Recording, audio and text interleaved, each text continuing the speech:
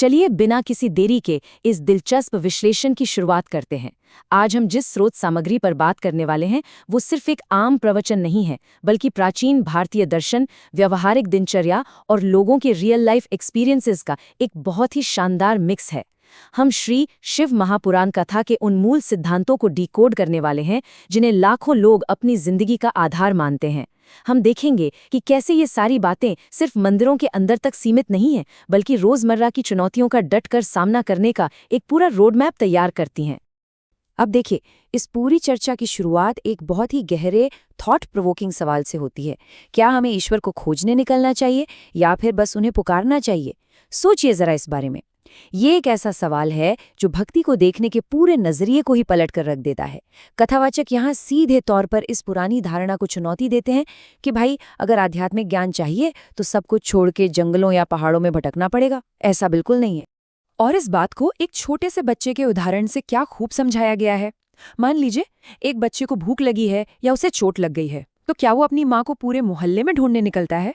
बिल्कुल नहीं। वो बस अपनी जगह खड़े होकर रोता है, अपनी माँ को पुकारता है, और उसकी आवाज सुनकर माँ चाहे जो भी कर रही हो दौड़ी चली आती है। इस प्रवचन के मुताबिक परमात्मा का रिश्ता भी बिल्कुल ऐसा ही है। ईश्वर को खोजना एक कभी न खत्म होने वाली जर्नी है, लेकिन सच्चे मन से उन्हें पुकारना तुरंत असर करता है। मतलब आध्यात्मिकता कोई खोज नहीं, बल्कि दिल से निकली एक पुकार है।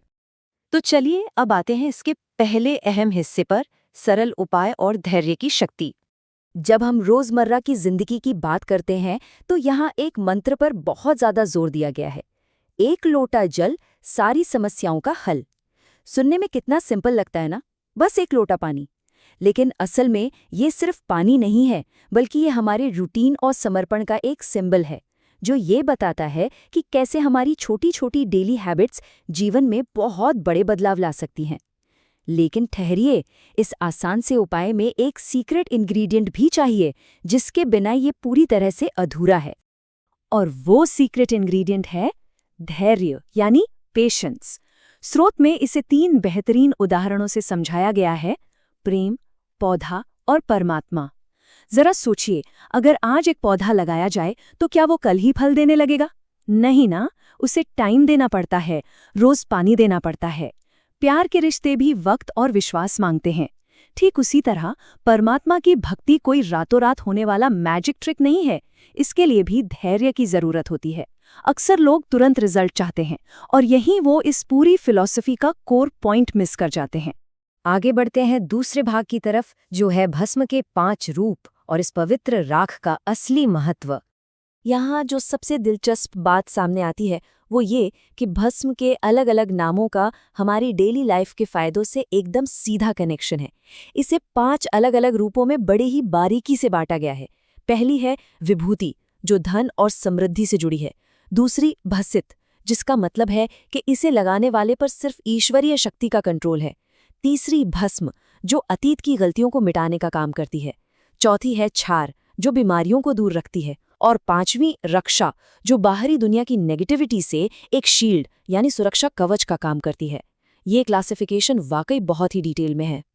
और बात सिर्फ इसके प्रकारों पर खत्म नहीं होती, इसे लगाने का एक बहुत ही स्पेसिफिक तरीका भी बताया गया है। मूल स्रोत के मुताबिक इसे खास तौर पर 3 जगहों पर लगाने की सलाह दी गई है: मस्तक, कंठ और हृदय पर।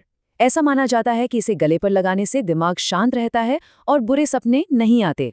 वहीं मस्तक और दिल पर इसे लगाने से हेल्थ अच्छी रहती है, भले ही मेडिकल रिपोर्ट्स कुछ भी कह रही हों। ये आस्था और हमारी मेंटल हेल्थ का एक बहुत ही दिलचस्प कॉम्बिनेशन है। अब बात करते हैं तीसरे भाग की, जहां हम देखेंगे भक्तों के अपने अनुभव और आस्था से जुड़े प्रमाण। अब तक की बातें शायद थोड़ी फिलॉसफिकल लग रही हों, लेकिन जब हम रियल लाइफ के उदाहरण देखते हैं तो चीजें बिल्कुल बदल जाती हैं। जैसे रांची की राधा देवी जी का पत्र ही ले लीजिए। उनके बेटे के दिल में बचपन से छेद था और वो चल फिर नहीं पाता था। डॉक्टरों को भी ज्यादा उम्मीद नहीं थी। लेकिन इस पत्र के मुताबिक लगातार वो 1 लोटा जल वाला नियम फॉलो करने और पूरा विश्वास बनाए रखने से एक गजब का मेडिकल मिरेकल हुआ। आज वो बच्चा न सिर्फ चलता है, बल्कि स्कूल भी जाता है। ये लगातार कोशिश और अटूट आस्था की ताकत का एक बहुत बड़ा सबूत है। ऐसा ही एक और केस है जमशेदपुर की सुनीता देवी जी का। ये अनुभव बताता है कि कैसे वे एक भारी आर्थिक संकट से बाहर आईं। किराए के मकान से शुरू करके इस डेली स्पिरिचुअल रूटीन ने उन्हें वो मेंटल स्ट्रेंथ दी जिससे उन्होंने पहले एक ऑटो लिया, फिर जमीन खरीदी और आखिरकार अपना खुद का घर भी बना लिया। ये साफ दिखाता है कि अगर दिमाग शांत हो और इंसान का विजन क्लियर हो तो वो अपने बड़े से बड़े भौतिक लक्ष्यों को भी अचीव कर सकता है। अब अक्सर लोगों को लगता है कि आध्यात्मिकता का मतलब बस हाथ पे हाथ धरे भगवान के भरोसे बैठे रहना है, लेकिन रांची की सुशीला देवी जी का अनुभव इस मिथक को पूरी तरह तोड़ देता है। कथावाचक का एकदम क्लियर इंस्ट्रक्शन था, अपनी पढ़ाई को 4 गुना करो, दिन रात एक कर दो और उसके बाद जल चढ़ाओ। इस सिंपल सी एडवाइस को फॉलो करके उनके बेटे ने यूपीएससी जैसी टफ परीक्षा क्रैक कर ली। कहने का सीधा मतलब ये है कि ईश्वरीय कृपा भी तभी काम करती है जब आप खुद जी तोड़ मेहनत करते हैं। चलिए अब आते हैं अपने चौथे और आखिरी अहम पड़ाव पर, सत्य और सेवा की महिमा। ये हिस्सा हमारी निजी जिंदगी की अचीवमेंट से थोड़ा ऊपर उठकर बात करता है। यहाँ एक पुरानी पौराणिक कथा के जरिए एक नो कॉम्प्रोमाइज रूल समझाया गया है, और वो है पूर्ण सत्य। ब्रह्मा जी और विष्णु जी की कहानी तो सुनी होगी आपने। एक बार दोनों शिव के आदि और अंत की खोज में निकले। विष्णु जी नीचे गए, कुछ नहीं मिला तो आकर साफ साफ सच बोल दिया। लेकिन ब्रह्मा जी, उन्होंने ईगो में आकर झूठ बोल दिया कि उन्हें शिव का सिर मिल गया है, और इस झूठ को साबित करने के लिए एक गाय और केतकी के फूल को अपना झूठा गवाह भी बना लिया। तो यहाँ टेकअवे एकदम साफ है, ईश्वरीय शक्तियाँ दुनिया की किसी भी दूसरी चीज से ज्यादा पूरी ईमानदारी और सत्य को अहमियत देती हैं। सच बोलने पर भगवान विष्णु को पूरे ब्रह्मांड में सत्यनारायण के रूप में पूजे जाने का वरदान मिला, और दूसरी तरफ ब्रह्मा जी को अपने उस झूठ की बहुत भारी कीमत चुकानी पड़ी। उनका एक सिर काट दिया गया। इतना ही नहीं, झूठी गवाही देने वाले केतकी के फूल को शिव की पूजा से हमेशा के लिए बैन कर दिया गया, और गाय को श्राप मिला। ये कहानी सिर्फ एक माइथोलॉजी नहीं है, बल्कि ऑनेस्टी का एक बहुत ही स्ट्रिक्ट लेसन है। अब सत्य और दया की ये बातें सिर्फ किताबों या प्रवचनों तक सिमट कर नहीं रह जाती।